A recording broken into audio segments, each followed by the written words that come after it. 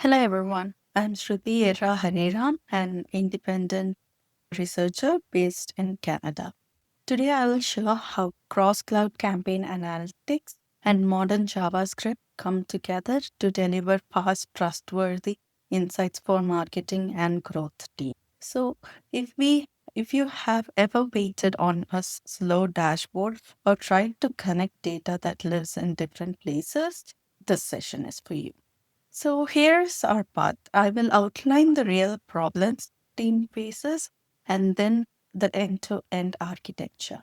I will open the data engineering layer and connect it to the browser, explain the React patterns, show how we handle large data sets, discuss embedding business intelligence, and end with storytelling, role-based views, and performance disciplines, collaboration, and concise takeaways before a brief set of questions. So, here the modern analytics challenge. So, the marketing teams collect more data than ever and yet struggle to answer simple questions quickly. Channels report differently. Schemas drift and extract arrives late. So, the confidence erodes when two dashboards disagree. So, what decision markers want is fresh, reliable number that respond as they explore. JavaScript is the bridge between the distributed computation and the human understanding. Turns aggregates and breakations into an interface that invites discovery. Imagine a campaign manager asking which creative drove a stronger returns last week in major cities after a specific budget shift. So the backend may already hold the truth, but without a responsive interface, it stays locked away. Our aim is to reduce the distance between the question and a trustworthy answer. So here is the architecture of the fueling market intelligence. So a picture of flow from ingest to transform to serve to visualization.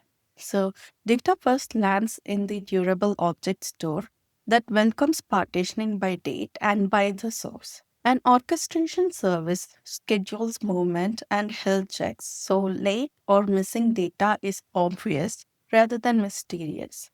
Scalable compute performs her transformation and model scoring, producing tidy queries which have like ready table. We expose only the shapes that the application needs through the guarded application programming interface with strict limit, caching, and pagination. The React application is the translation layer that turns small, precise payloads into filters, narratives, and charts. Each stage is optimized for a different constraint. Storage focuses on cost and durability. Compute focuses on throughput and correctness. Serving focuses on safety and latency. The browser focuses on clarity and the flow. Why do we need cross cloud? Cross cloud is a choice to combine strengths while keeping options open. Storage lives where economics and ecosystems are strongest.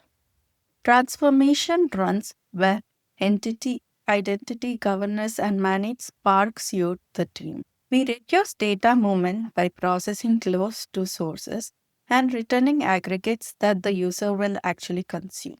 When prices, compliance, and scale needs change, the system can shift workloads without rewriting the entire product because the contract to the front end remains constant. When we are deep diving into the data engineering, we majorly focus on the storage layer, S3, Azure Data Factory for ETL, and Azure Databricks for processing. So in the lake, we partition by day and by source.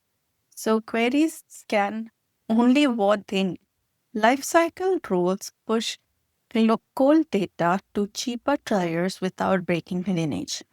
Incoming drops are checked with manifest files, so missing partitions and record count mismatches surface early. In orchestration, we run batch and micro batch pipelines. These have the parameters for the dates, sources, so one pattern covers many fields. Let's include the failing step, the impacted partition, and a list link to the run, which shortens the recovery. In the compute layer, we store curated tables in columnar formats with constraint schema evolution. Deterministic transforms make outputs reproducible. Attribution logic and deduplication happen here, not in the browser. And aggregates arrive at the grains that product managers actually use, such as daily by geography, by channel, by creative.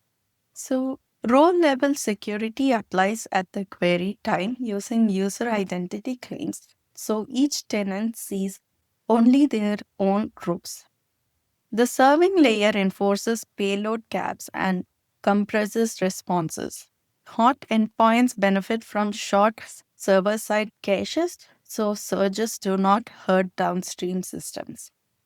What reaches the browser is small and honest and reliable and repeatable. Processing scale in numbers. These have like the daily data volumes, events per day, and query response and the uptime SLA. So the daily data volume can be anywhere between 1 TB to number of GBs.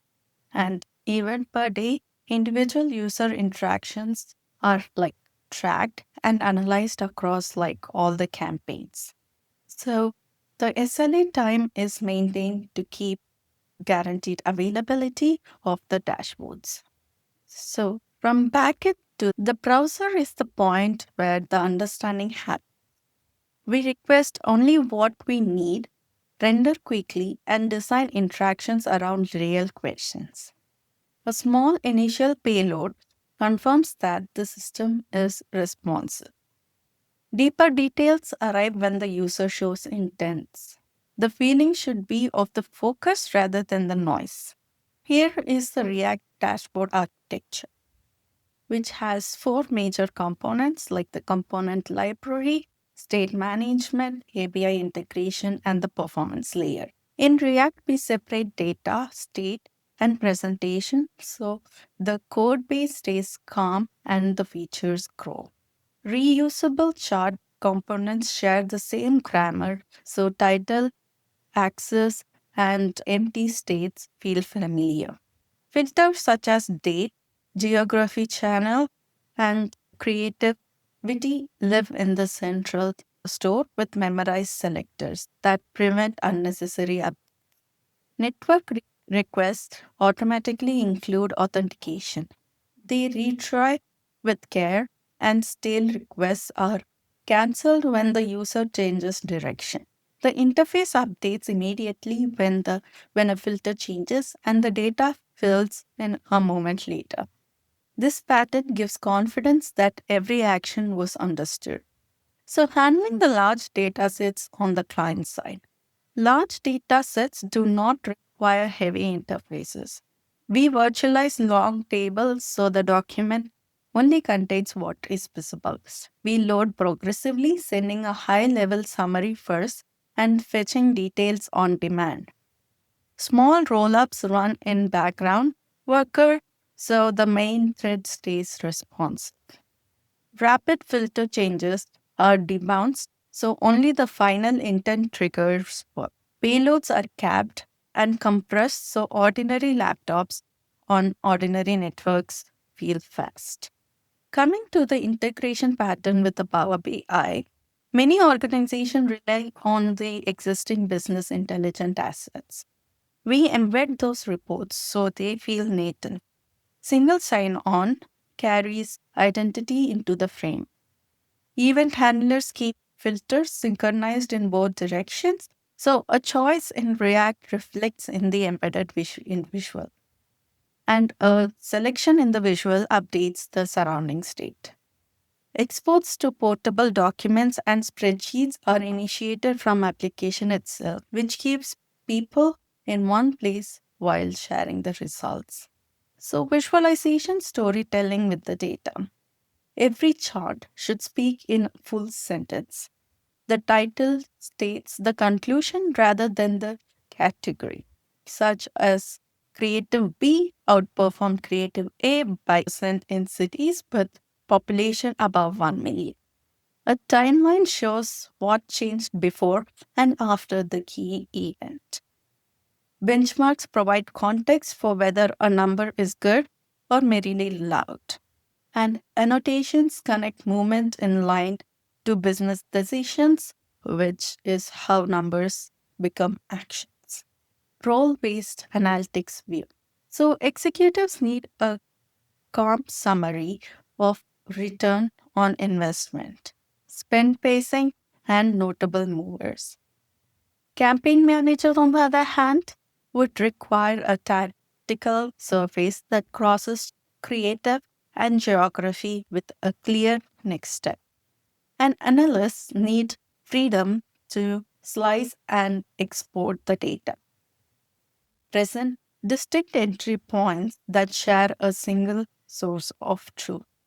Performance optimization strategy. There are majorly four strategies we could focus on, starting with the code splitting, smart caching, data pagination, debouncing, and throttling. Performance is not a finishing touch, it is a promise. We split code so heavy areas load only when visited. We cache on the server and in the browser with lifetimes that match how fast the data changes. We paginate on the server and prefetch the next page while the user reads. We track time to interactive first contentful paint and the 95th percentile of application programming interface latency. And we treat regression alerts as product bugs to fix immediately. Speed comes from alignment, and we write interface contracts first so the front end and the back end build in parallel. We review payload sizes, query patterns, and frame rates together. We keep a living page for decisions and objectives so the newcomers join the story quickly. After incidents, we write short, honest notes about what changed. That rhythm keeps us shipping. So, the key takeaways that I got from this project is that JavaScript is the bridge from complex cross cloud analytics to human decisions. Performance is not negotiable. The biggest wins appear when platform data and design teams work as one and measure their promise. I'm happy to take a few questions if you are deciding what belongs on the server and what belongs in the browser. Keep joins and heavy aggregation on the server and leave only small rollups to the background workup. If you are thinking about tenant safety, enforce row level filters on the server using identity claims and never rely on the client provided filters. If your stack uses a different warehouse or cloud, the architecture is still portable because the contract to the browser remains the constant. Thank you for your time. I'm Shruti Ram, and this session sparked some ideas for your analytics stack, your front end performance, or your cross cloud strategies. I'm glad to continue the conversation. Enjoy the rest of the conference.